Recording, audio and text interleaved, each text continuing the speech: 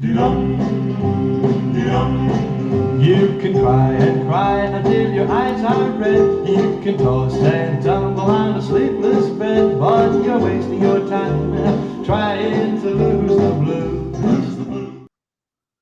Hello, welcome to It's Your Time You're Wasting with me, David Didow, and Martin Robinson. Hey, oh, yeah, and me, Martin Robinson. Robinson. Sorry, yeah.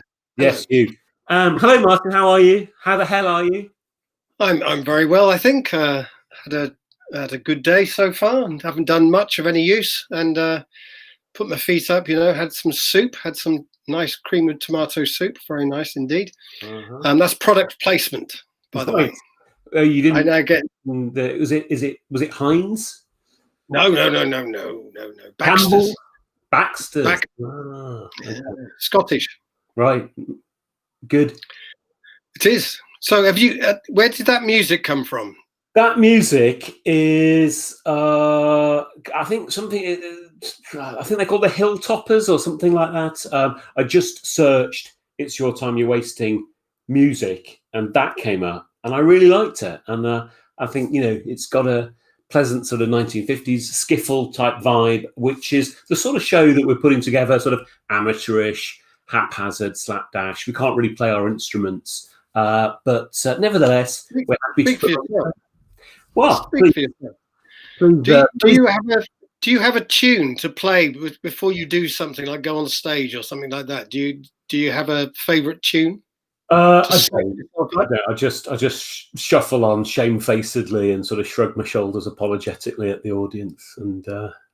When I first started doing training, I did think that might be something I would want to do, because I'd seen various other people do it. And so I did for a while insist on Word Up by Cameo being played. Well, yeah. Well, I remember one, Dorothy Heathcote. I don't know if you have heard of Dorothy Heathcote. She did Mantle of the Expert fame and all that sort of drama-y thing. Well, she was doing a keynote talk, and before she went on stage, in her hotel room, and I was staying a couple of doors down from her, so I heard this, she played extremely loudly "We Are the Champions" by Queen, and sang along to it, and she was 85 years old at the time, I hasten to add. So imagine her donning her expert mantle, wasn't it? Yeah. Putting the teeth in and all that. Was she wearing tight white jeans and a vest top? She should have done all the Zandra Rhodes gear and all that, Well, I'd recommend Iggy Pop and the song "Success." Right. If you want to psych yourself up. Thank you. Do you do that yourself? I've just played it. Just played it this few minutes ago. Yeah. Whilst you were eating your soup. Whilst eating soup. Yeah. Well, okay. I mean, we could go on, but let's not. Instead, we have actually got some sort of show put together for you, and we're going to be discussing various vaguely topical things to do with the world of education. And we're going to begin, and we've got Samantha here in the studio with some graphics. So we're going to begin with our first item, which is the return. Right. I wasn't expecting that marmusic, but nevertheless, the return. So do we masks or no masks? Can we, Samantha? There we are. So, Martin, the return. School's going back next week. Some of them obviously back this week. So there's been some reports this week saying missing school is worse for children than the virus, and that they've all been made terribly ill by missing school. Yeah, I mean, I think some kids have had a negative time. And will find it very difficult indeed, whereas others perhaps I've had a wonderful time. Some report wasn't there that a lot of kids actually found it far less stressful not being in school than going. So actually, the going back to school might be stressful rather than the effect of being out of school. I think it will be. I mean, certainly, obviously, neither of us have a job, and we don't go. We just sort of pitch up in school randomly throughout the year. But I always found that I would be very, very stressed before going back to school after the summer holidays, and I'd sleep very badly the night before, and then you get that first day out of the way, and then it's the same old familiar, and it's out of the way. It may be that we're back to normal very, very quickly, but of course this year's back to school is as have been so many other things, unprecedented. So such a long break, and going back to a school which in some ways will be very, very different, with bubbles and deep cleans and all of the bits of perspex probably all over the place, arrows on the floor, and all sorts. Ooh, so arrows. Talk to me about arrows. I can't stand this thing here. The arrows on the floor at the local co-op. Yes. Going to the shops and people going the wrong way. Yeah. Going the wrong way. I really, really dislike that. So not just arrows, but you're going to have to police the arrows to make sure the kids are obeying the rules and going the right way. So it's going to be difficult. It's going to be stressful, and people are going to have to be, I think, in about 3 places at once. You're going to have to be in the classroom to get the kids out. You're going to have to be in the corridor to make sure they're working and walking effectively in the right way, and you've got to be in the next classroom that you've got to be in before they get there. So all of that, yeah. No excuses. 3 places at once, please. That's right. And it will be, won't it? It'll be saying exactly those things. You're expected to be on duty and in your previous classroom and in your next classroom pretty much all at the same time. I'm hearing from some schools that there's an expectation that the teacher and the class clean the classroom in between the next class coming in, and all sorts of things like that, which I always struggle. My biggest failing, probably, well, there were so many to choose from, but one of my failings as a teacher was that the expectation to get the class register done in the first 5 minutes of the lesson, and if you didn't, there would be a knock on the door and an office junior turning up going, "I'm going to register," and I go, "Oh, I'm not, I don't." And so if I'm expected to also clean the classroom in between, I would imagine. Take that off, please. What are you doing? It's all gone. It's all gone wrong, really, rather more rapidly than anyone was expecting. Right. That was a segue. Yeah, a neat segue. Stop you grumbling, goodness me. So I've got 2 daughters, and I know you've got a daughter similar sort of age. So my youngest daughter's going to be starting in year 11, and her school are getting each year group in on one day next week, and they're going through the whole set of expectations where I imagine they show them the arrows and explain which way they're meant to use them, and go through all the other procedures, and where they're allowed to sit at lunchtime, and where they have to wear masks and where they don't have to wear masks, and everything else. And my eldest daughter is starting 6th form. She's chosen to start at a new school. She'll be brand new, and they've chosen to make the whole of year 12 its own bubble, and we have no idea what to expect really, but they've appeared in their communications with us so far quite laissez-faire and relaxed, and hopefully that'll be fine. What's your daughter's experience going to be, Martin? So, well, they're going back. She's year 10 now, so they're going in year 7s and year 12s the day before. She's going in with the rest on the next day, and they've got 10 minutes to get into the school in these 10-minute windows, I suppose you call them, even though they're gates. But yes, and a special gate to turn up to. But we can't drop. We're advised, if we can, to get them to school by car or cycle or whatever, and trying to avoid public transport if possible. Okay. So, there we go. But right. I'm going to set her there. I'm going to drive her in next week on a couple of days and pick her up. And I think it's Thursday and Friday she's in. You're just doing your bit, avoiding public transport and adding. Yeah, dropping her outside the school, but not outside the school. It's got to be away from the school. So right. I don't know. It's going to be. I think it's going to be chaos in some ways. Outside the school, inside the school, I've got every confidence that it'll be okay.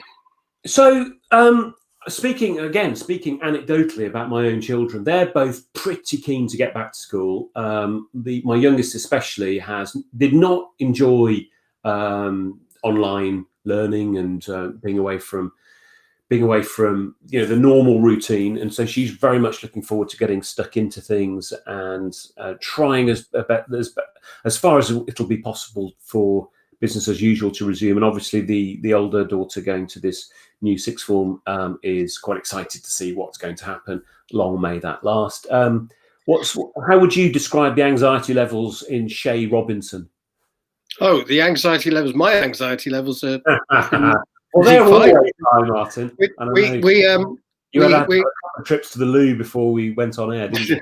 Well, we experienced COVID here, so I've gone through it and come out the other side. So I've got a strange sort of laissez-faire attitude towards it, I suppose. I think. I mean, apparently you can catch it again, though. Perhaps, maybe, but I think it sort of gives you, if you've in my case, it gives me, should I say, a kind of, well, okay, we can cope with it just about, and I think my little one had a cough a couple of days or something like that. Now, whether that was or not, I don't know.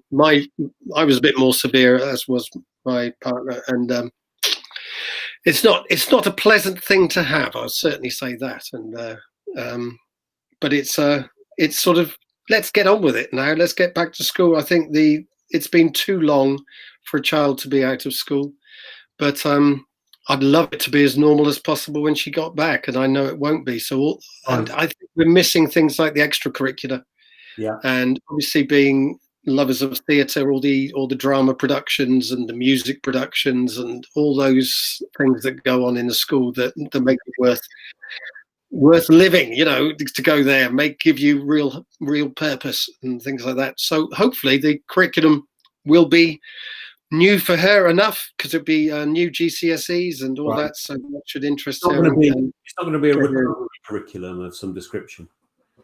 The what curriculum? Well, the recovery curriculum. Do you not know about the recovery? Let me tell you about the recovery curriculum, Martin.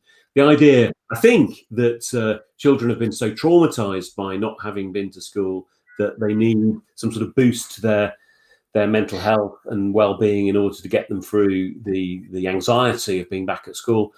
And that was a completely unintentional sound effect there.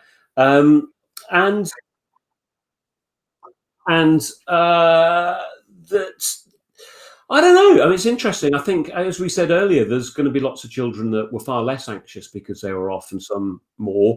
And my hope, my expectation is that children are very resilient and very adaptable, and I think that the great majority, even if they've experienced some hardship and difficulty, even indeed some sort of traumatic experience, maybe family members have been ill and suffering, maybe even they've known people who have died, and that's all, of course, very traumatic, but it's not the same as being mentally ill. And I think we need to be really, really careful about the way that the messages we convey to children about their fragility. And I think, in the past, we've had the idea that perhaps that what doesn't kill you makes you stronger. And I think now there appears to be more of a message: watch out, whatever you experience could kill you, and try and avoid it, and stay safe, and all this sort of stuff. Yeah, I think so. I think obviously there will be some people who do need some sort of help, or some sort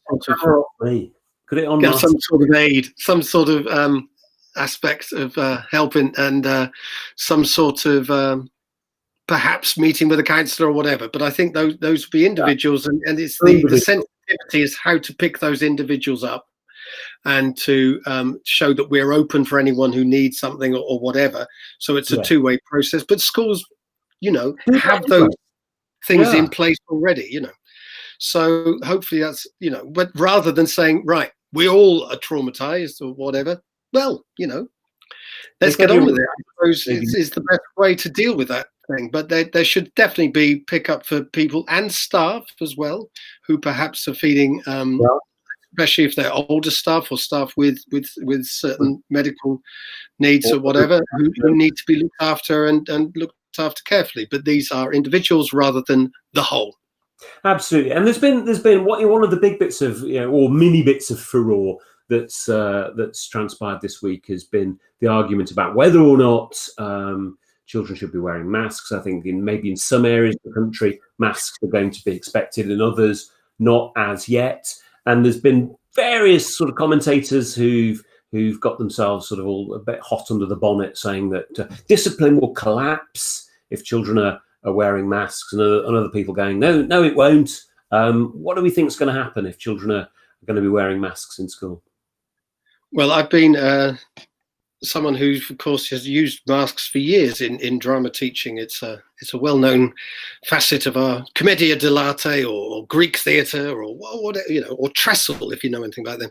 We put masks on our faces and on we go. I don't think there'll be a discipline problem as such, but I must say I've been using this, and you can't hear me, and I go to the supermarket. As I said earlier, if people are going the wrong way or whatever, you can mutter beautifully underneath here, and they don't know it's you muttering, and you sort of expletives every now and then. And if you do it in the right way, make it sound like it's giving you a wide berth. Yeah. Well, no. They don't know it's me. They don't know it's me because I make sure I throw my voice. Ventriloquism, you see, ventriloquism. And then if you look surprised, like where did that come? Who said that? Yeah. Then it's really good. So you just can we get a close up of Martin's mask there, because you might not have caught it. It's festooned with Shakespearean insults. You swollen parcel of dropsies there. Filthy bunghole, lovely. And my mask is much more prosaic. It's a homemade one that my daughter's put together.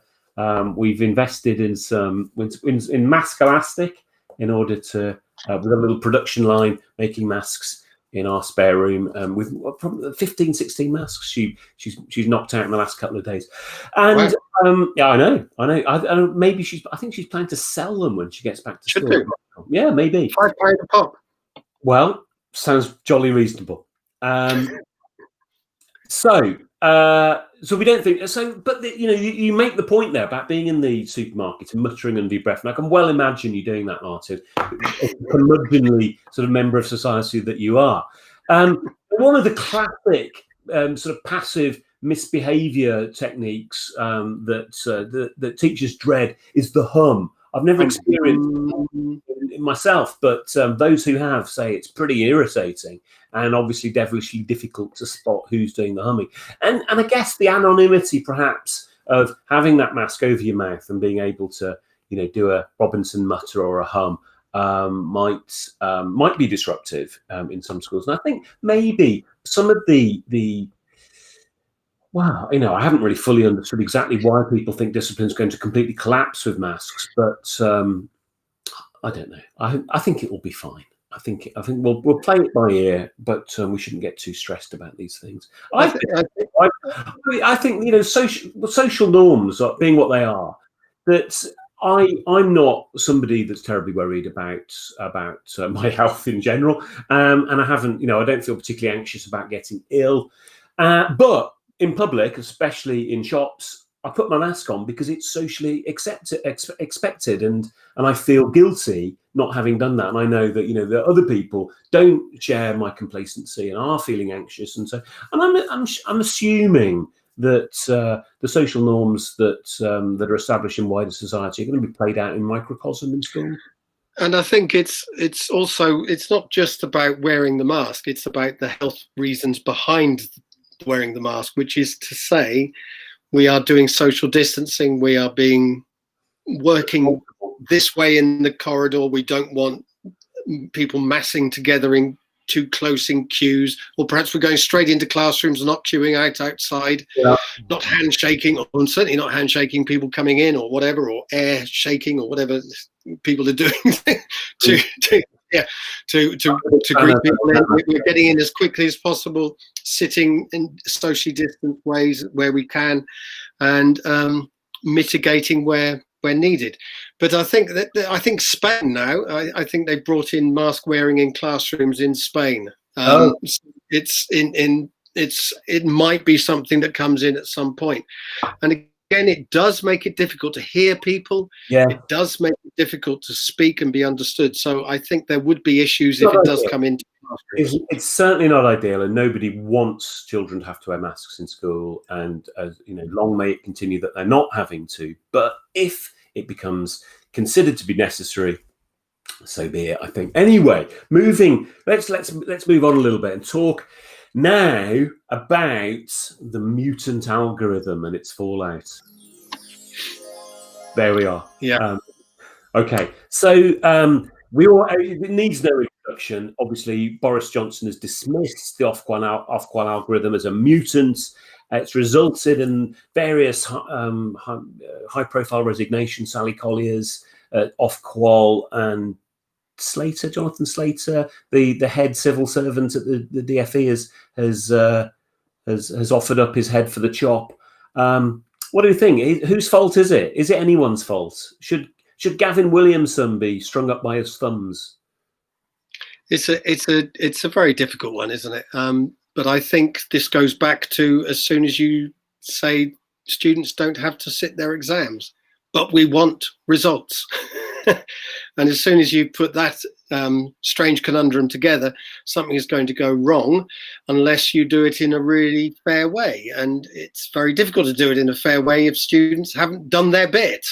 And then to say teachers come up with grades, I think is fair enough. But then, of course, it's not moderated around the country. It's not probably moderated within the school. So the physics teacher might be slightly more lenient than the drama teacher, for example, or whatever it is. So we don't know. Physics teachers. Yeah, very much so. So we don't know how fair they are.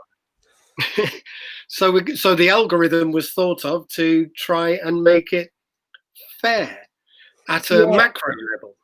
Yes, and of course, I think maybe a rod for people's backs was created when it was announced right at the beginning that nobody would be disadvantaged by the changes in what was going to happen, and inevitably, whether or not at a whole cohort level people were disadvantaged becomes irrelevant. But at an individual level, lots of people. Anecdotally, all sorts of stories about people getting used and they should have got Bs and that kind of thing. I think you were telling me the other day that you knew some young people personally that had had some unpleasant experiences. Yeah, I mean, it's someone who should have got a B who actually got a U. Yeah, absolutely that. Well, the teacher said would get a B, but because someone last year had got a U in that subject, then the lowest person who got the grade this time or something like that, it went through. But now they've come out with an A, so they've even gone up one from the teacher. The teacher expected B, but also the algorithm wasn't applied equally in all subjects. So certain subjects that have fewer people doing them, whatever. So if you're doing ancient history or classics or something like that, you might have done slightly better. Something like that, and if you're controversial that this tended to favour independent schools who are perhaps more likely to have smaller cohorts for more subjects, and that didn't play well for fairly obvious reasons. Nobody wants to see being further advantaged. And I think it's whether, even if you look at it at the macro level, as I said before, and look at it and say, well, actually it isn't showing much towards poverty or people who are poorer than richer or whatever, even if it didn't do that, the fact that one or two people even were unfairly treated by it is a sort of thing that plays well in the media for a start, because you've got a story, but also for those people, it's a dreadful thing to do, and to have your whole future, because you can't go to the university you wanted to or something like that because of something that's no fault of your own. So it was always going to be problematic if you put the machine in front of the person, if you like, making it the system work.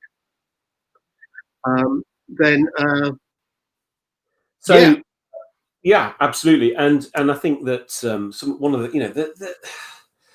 we had the whole idea, the whole notion that an algorithm could be the answer was probably naive. The capacity of algorithms to solve problems is remarkable in lots of different areas, But here, where we're pulling results out for individuals, but using aggregated predictions to do that, it was never going to work out anything. So, I think some of the headlines were, and I don't have the facts and figures at my fingertips, but that that on average, under the least the children from the lowest socioeconomic profiles had on average done better than ever before, but that obviously wasn't true of individuals, and for something like exam results, we're only interested in individuals. And so the whole debate and argument about protecting the exam against grade inflation is an important one,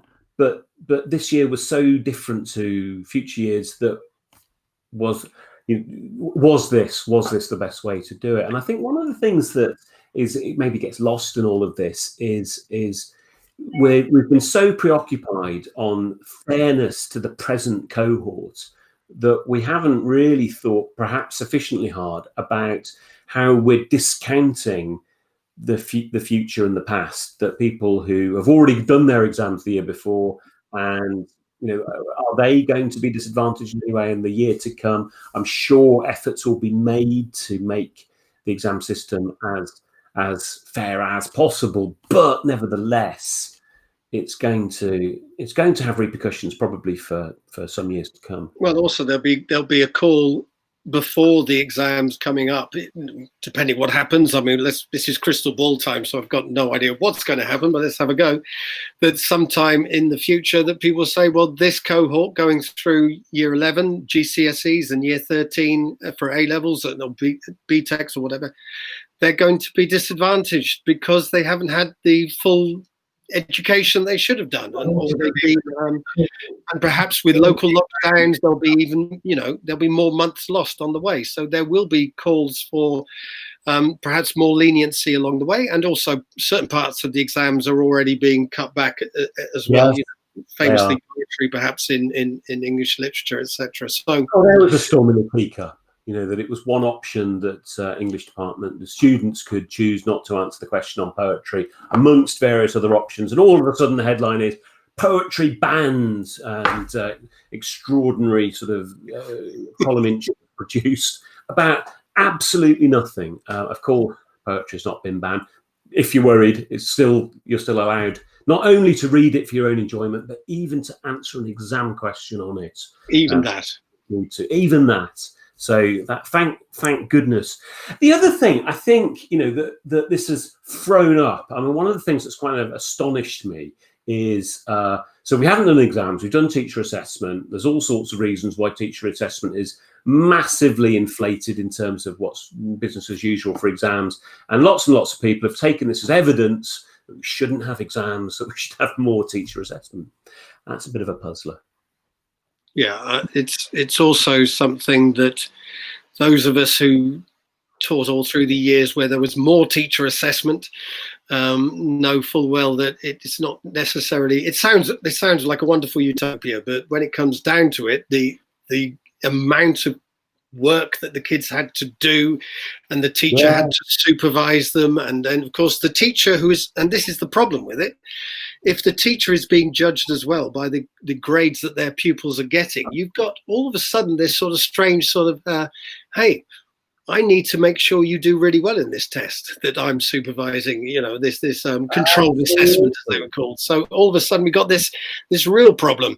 Shall I just give you a couple more hours? Shall I, why not write that in there, or this draft needs to be redrafted in this way? So it can be corrupted easily.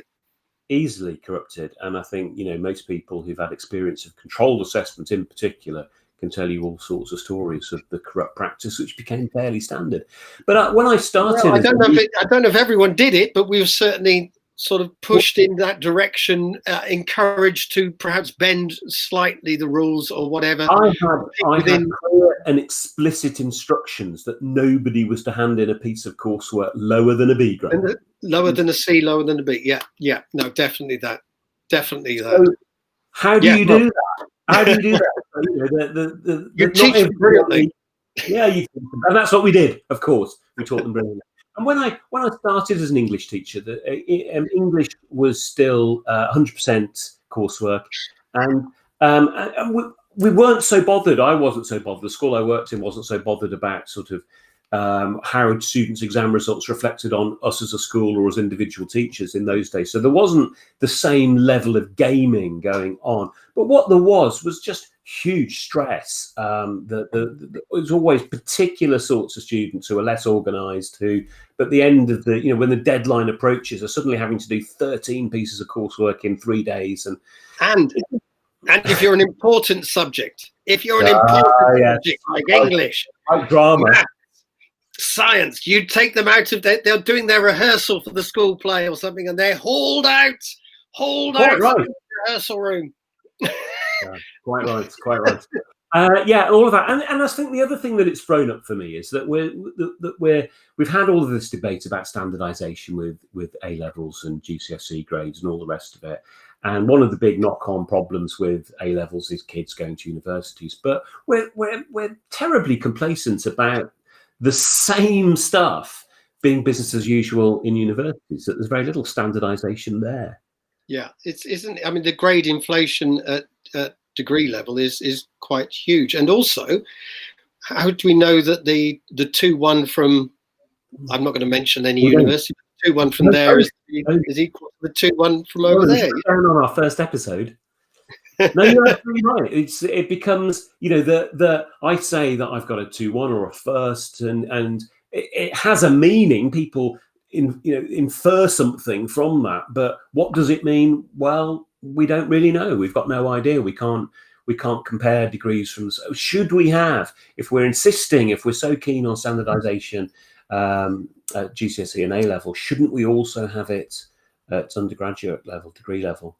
Probably. Or we could do the opposite, which is let anyone go to university at any point in their lives that they want to, need to, desire to do any course at any place. So comprehensivization and lifelong learning and all those things, and make them part of the service sector rather than some sort of a special hallowed place that you can only get in if you've got a certain key to get into it, perhaps. I don't know. I think, is it Laura McInerney who's talked a bit about the comprehensive ideal in universities, but also local universities, that, Blackpool University. And so you have every town has a university that people could go to, and it's open at some point. Perhaps that's another way of looking at it. Perhaps that's too anarchic. I don't know. Well, who knows? It's a different. There's so much vested interest in the system being as it is that it's always very difficult to unpick this. And there will be staunch defenders of universities having the absolute autonomy that they do and able to provide all sorts of good reasons for that. But is there a better way? And maybe now is a good time to have that conversation about what those better ways might be. I think wholesale getting rid of exams without having a very, very good alternatives is foolish. And I think the problem, my view, and the problem with exams are the very worst way of assessing students, apart from all the other ways. And until we sort that one out, we are where we are. We've also got a strange thing with exams, that we've got to get people through them, but not too many of people through them. So we've still got to educate certain people for failure from it, which I think, and this is something I keep banging away at, that part of the problem with our system is that we don't have an all must pass exam that is, basic numeracy and literacy that all must pass. And let's say taken like a music exam when you're ready to take it sometime between the age of perhaps 10 and 14. And perhaps schools could be judged on the all must passness of that test, rather than the whole suite of GCSEs and A levels and everything else, which could then be changed in some way to have a nice breadth, nice balance, but also less stress on them having to get through in order for the school and teacher to be judged on things like that. I don't know. We're not going to solve that one today. Anyway, one piece of sad news that we had this week was the death of the late great Sir Ken Robinson of YouTube fame, TED Talk fame. Everyone has at some point in their teaching career, I'm sure, seen Sir Ken talking about how schools kill creativity. And we're going to have a regular slot, which is what Martin's been reading this week. And I think we've got a lovely graphic that Samantha's going to pop up for us on what Martin's been reading. There we are. Isn't that wonderful? What has Martin been reading? Well, Martin has been rereading from Sir Ken. Do you want to? Well, he was. I should tell you this. Martin had said, I'd like to do this on Hannah Arendt, and which is, good stuff. And we all like Hannah Arendt, but we were finding it difficult to segue that into anything remotely relevant. So instead, Martin said, how about if I do Sir Ken instead? So Martin, what have you been rereading by Sir Ken? Well, I think for me, because I met Ken Robinson, I think in the 1990s, in the early 90s. I can't remember the exact date. And he's doing a talk, and he's always been very personable, very funny, very nice guy, and wouldn't say a word against him in any sense or anything at all. I think he's a great loss.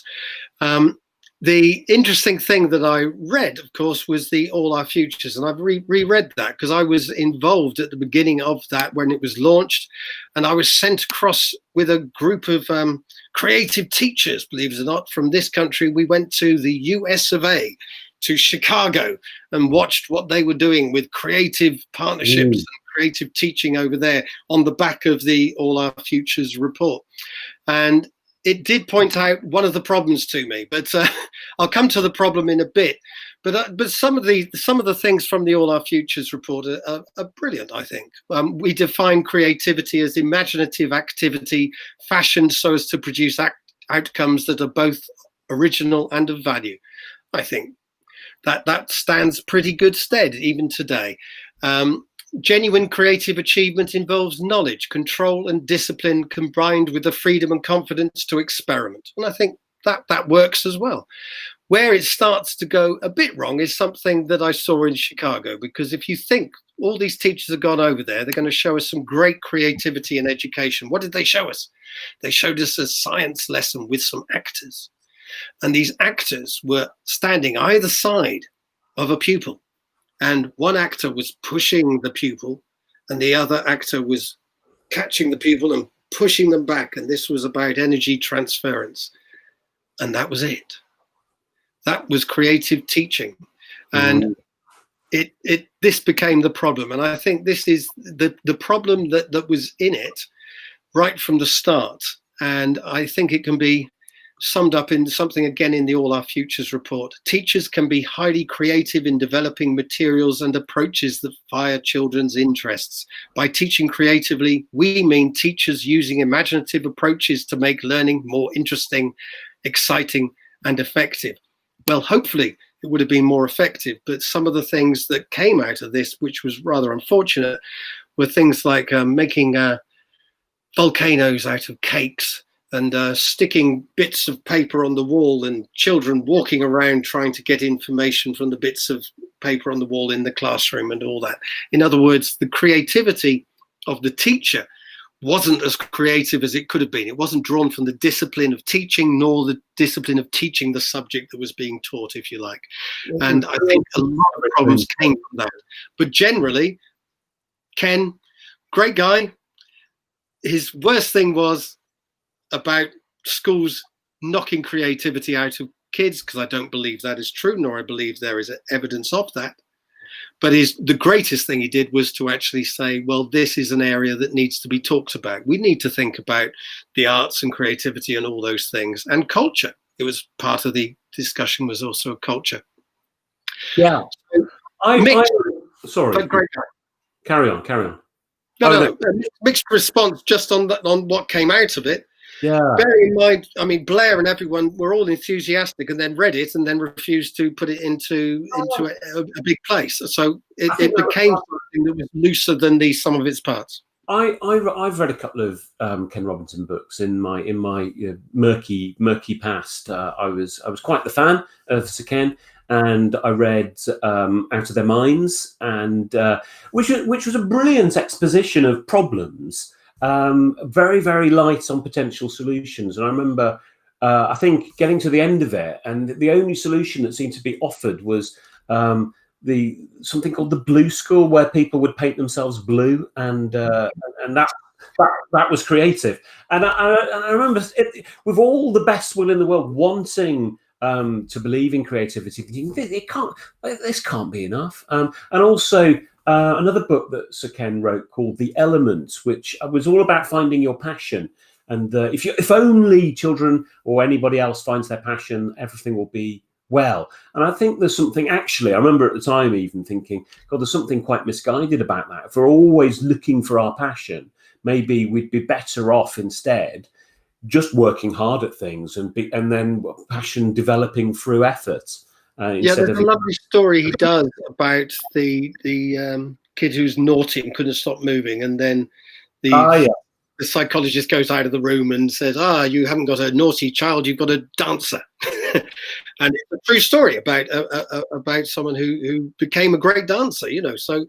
But if we have the dancer within us, and some of us have the plumber within us, and some of us have the I want to be on the dust cart within us, and all those things, and finding our elements in that way, what it's missing out actually is where we come to find who we are is actually in negotiation with the world around us. And it's the discipline of the world around us and the working with the world around us. It's not finding our passion, it's finding a place that we can be within that world. So if we find music to our liking, for instance, well, it's in most cases, it's because music has been given to us in such a way that it's become our life rather than something that was just waiting to be found within us, I think.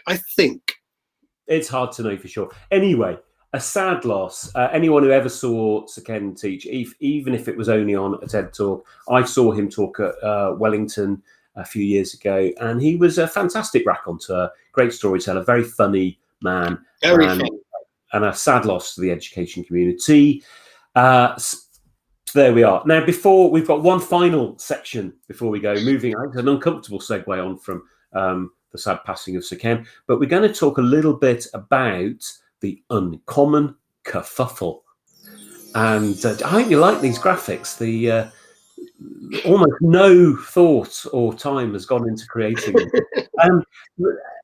It's perhaps a little bit old now, but you may have caught on the news, on social media, that the Uncommon Schools, Charter Schools Network in the US has publicly renounced some of the things which made it perhaps noteworthy, special, unique. And we've also, in similar news, heard from the KIP, the Knowledge is Power program, Charter School Network, who have renounced their motto, "Be kind, work hard," and to say that it's no longer felt to be appropriate in today's way of thinking. And what do we think of all of this? What are the upshot of these sorts of things? Do you want to... I think it's difficult to look at it from across the water, if you like. I think it has to be looked at in context. And in America at the moment, from what I can see on the TV screen and on social media and various places, there is the election, there is the stirring of culture wars and all those things, whether true or not, they certainly seem real at certain places.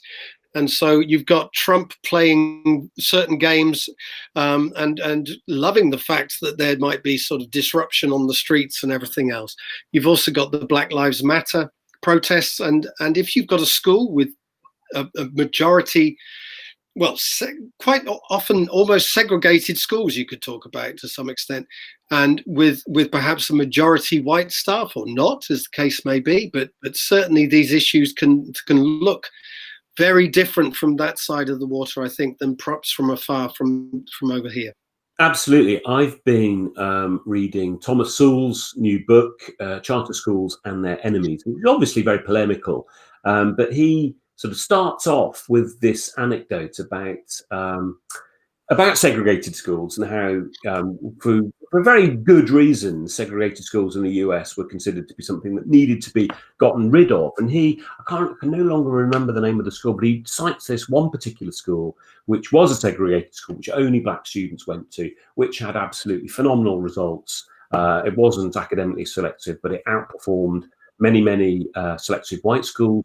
And he says, that he was sort of making the point in his introduction that you get rid of something with good intentions, and you end up also getting rid of things which maybe are worth preserving. And he talks about the fact that if you are affluent, then you have a certain amount of choice. You can buy your way out of the state sector, the public school sector in the States, and send your children. Either you can send your children to a private school, or you can afford to move house into a more leafy suburban area where the schools might be more to your liking. But if you're poor, you don't have that choice. And so charter schools are, as a movement, are an attempt to give people who don't have money a similar, perhaps, degree of choice. And so the charter school networks that Sowell is writing about in this book, he talks particularly about New York, and he talks particularly about things like Success Academies and Uncommon and KIP and various other networks. And one of the things I find quite really interesting from across the pond, as you say, is that a lot of these charter schools are actually housed in public schools. So there'll be one classroom, which is a public school classroom, and then next door to it there's a charter school classroom.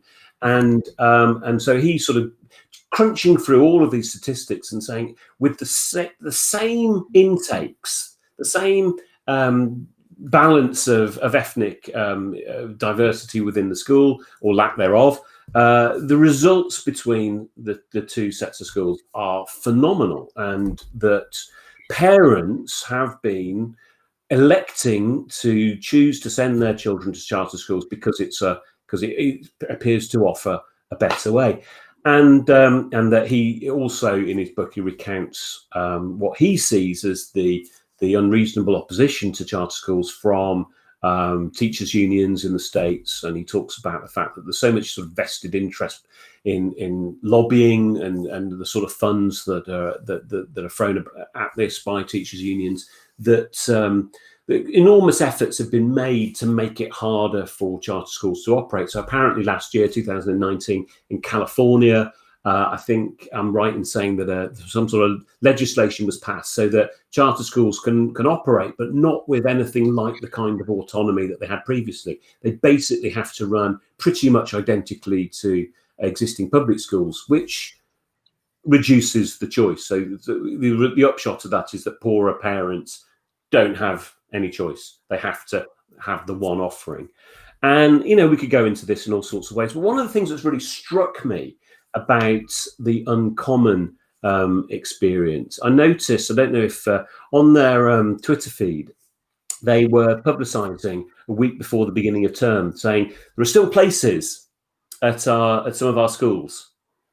You can still sign up. It's not too late to sign up. And where charter schools are really successful, they're hugely oversubscribed. They have huge waiting lists, and I wonder to what extent the change in the decision making by a network like Uncommon, how much of that is driven by economics? That if they're getting rid of, and obviously the Uncommon network is famous for being the intellectual home of Doug Lemov, the co-writer of the Teach Like a Champion books. And have become synonymous with techniques like slant and cold call and these sorts of things, where there are no excuses for not taking part in school in a particular way, and sitting, looking, nodding, tracking, all of these sorts of things. And the idea being somehow becoming that because the majority of the children in those schools are from ethnic minorities, and that because the type of pedagogical practices espoused by those schools tend to be of that ilk, the Teach Like a Champion type approach, then there's something somehow racist about teaching those students in a way that white pupils in a suburban school might not be taught.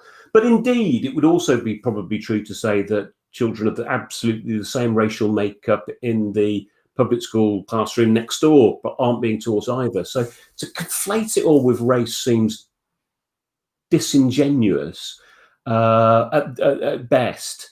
But I wondered to what extent that might be true. And also the really important thing for us to think about perhaps over here is what effect is that going to have on schooling in the UK? Because Teach Like a Champion has been an incredibly popular book amongst trainee teachers over the last few years. And some of our sort of well-known free schools have really taken a lead from the US Charter Network. So I think Michaela School has as its motto, work hard, be kind, the KIT motto, which they've gotten rid of. And the other successful free schools have employed similar methodologies. And of course, other schools have too. But when you say got rid of, it's KIP who've got rid of it, not Michaela. Yeah, sorry. Yes, no, Michaela are staunchly for working hard and being kind. And obviously, I've seen on social media the comment being made that, what's the alternative to working hard and being kind? Being a bit lazy and unpleasant. Nobody wants that. Well, there you go. Yeah, some schools go with that one. No, probably not on their website. No, no, not at all. It is a difficult one because again you've got to look at it in the context of what's happening around it. I don't think it's easy just to take it out and just say, well, on its own those things are perfectly all right. If you're saying that there's a certain amount of commercial need to position the schools in a certain way, then who am I to say that they should be or shouldn't be? If there is evidence that people don't want to send their kid to them because it's been tainted with the brush of its a racist approach or something like that, then you've got to be really careful, I would have thought, if you're trying to attract very much from certain groups who tend to go to those schools.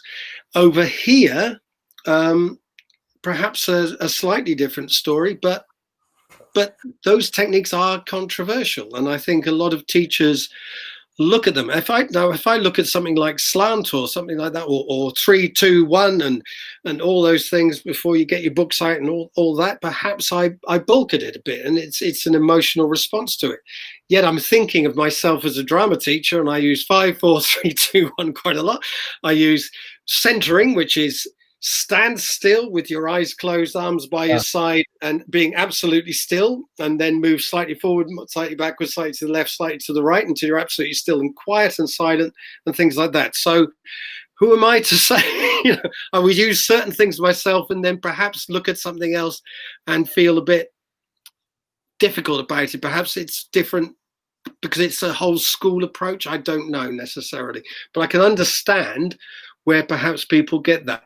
But then you go to the school and you talk to the students there, or you talk to the staff there, and what you see and what you hear is a slightly different story, which is people engaged in learning and enjoying their learning, and that to me must be a good outcome. For me, would I send my daughter there? Probably not. And is that because of send your daughter there? Sorry, class or whatever? Where would you probably not send your daughter? To a school like using those techniques. Right. But using the techniques that you use, you'd be happy with that? In the drama lesson, yeah. Absolutely the drama lesson. Absolutely. But hey, what's wrong with a bit of hypocrisy? No, nothing. I'm all I think I'm talking. I think it's an emotional response people have. That's what I'm trying to get across. Emotional response rather than actually thought through as a logical thing. So that's what I'm trying to say, that we have difficulties with it. I think being charitable, I think what happens is we hear of something which sounds very different to what we ourselves might be familiar with and what we would choose to do, and then imagine the very worst iteration of it and go, God, that would be bad. And instead of being more charitable and thinking, how might that be similar to, as you've just described, to what I do anyway? And that being, because I think you only have to go to schools where there is a different kind of take on school discipline, where things are very laissez-faire, and that a lot of children are made very, very miserable by those environments. Yeah, I think that, you see, if we contrast one to the other, I would not say a school without good discipline is a good thing. Right. I'm just worried, wonder about the rhythms of the day, the school day, that there are different ways of being in different classrooms, studying different subjects, perhaps, and some are more regimented than others. Yeah. I don't, but perhaps I like it more like that rather than everything the same done on the same time. That's me. Pardon? Go on. I went to visit King Solomon Academy some years ago after they've had a fairly sort of incredible set of exam results, just to see what they did. And it was the very, very first time I'd ever seen silent corridors in transition. And I, to be honest, I didn't even know that was possible. I'd certainly never experienced it.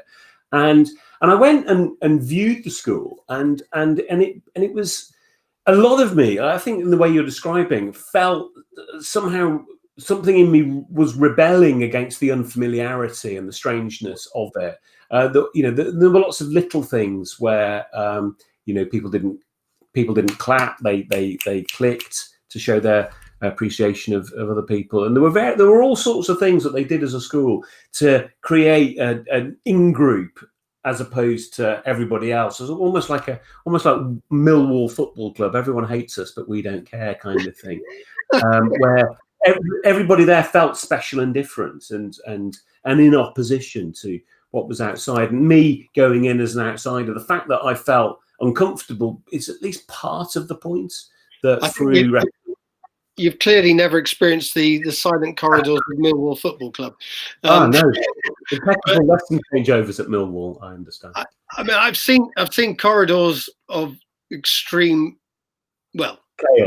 chaos and noise and bullying and fighting, and no one. If you consider that as the alternative, if it's one or the other, then I know which one I prefer.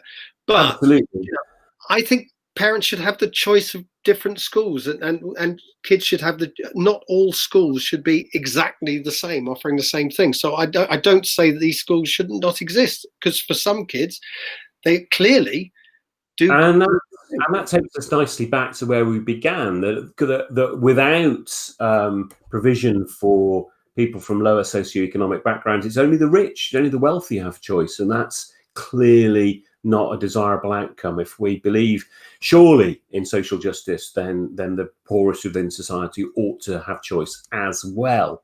And how we make that work is, of course, problematic. So we've got about 3 minutes left before we're due to go off air. I don't know if you say that on YouTube, but we're almost done. And it just really remains to say, that we're hoping that this is something that we're going to do more often, that we're going to do regularly, not necessarily weekly, but regularly. And that if there's anything that you'd like us to talk about that's going on that you think you'd be interested in our take, we're planning on, we've considered doing a feature of a blog of the week feature where we talk about a blog that was interesting or provocative. If you've got any ideas for that, put them in the comments. We'd be delighted.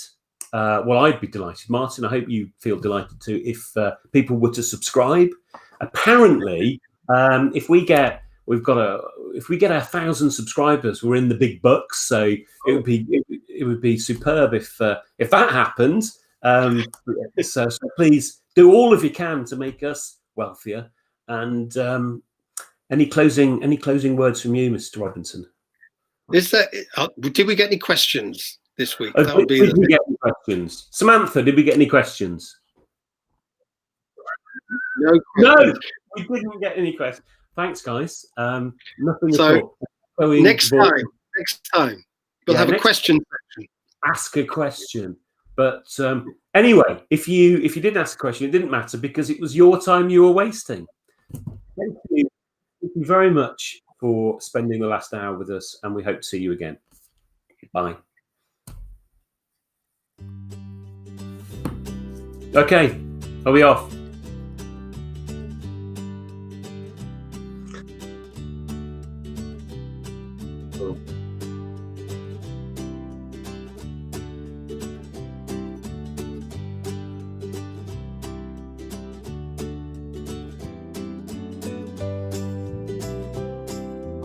No.